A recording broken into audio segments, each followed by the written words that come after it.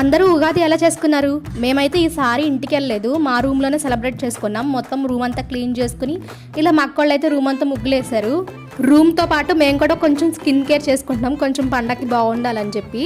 నేనైతే ఈ బ్లీబ్లంట్ది స్పా అయితే తీసుకున్నాను. మా అక్కని ట్రై చేయవే అంటే నేను ఇప్పుడు కుదరదు, నెక్స్ట్ టైం ట్రై చేస్తాను అంది. నెక్స్ట్ టైం ట్రై చేసినప్పుడు దీని రివ్యూ అయితే పెడతాను నేను, ఎలా ఉంది, హెయిర్కి సాఫ్ట్గా ఉందా లేదో అనేది.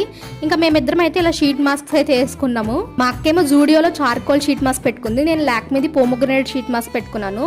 ఇలా నేను రోలర్తో అలాగా షీట్ మాస్క్ అబ్జర్వ్ సీరం అంతా ఫేస్కి అబ్జర్వ్ అవుతుందని ఇలా చేసుకుంటున్నాను.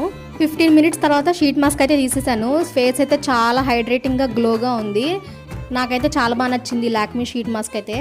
ఇంకా ఫ్రెష్ అయిపోయి ఇంటి దగ్గర ఉన్న టెంపుల్కి అయితే వెళ్ళిపోయాము. ఇక్కడ దండం పెట్టుకుని ఇంకా అక్కడి నుంచి ఫ్లేవర్స్, పాలు, పెరుగు ఇంకా వంటకు సంబంధించినవి తెచ్చుకున్నాము. టెంపుల్ నుంచి వచ్చాక ఉగాది పచ్చడి, సింపుల్గా పూజ, వంటలు ఎలా చేసుకున్నామని నెక్స్ట్ వీడియోలో పెడతాను. అప్పటి వరకు బాయ్ గా.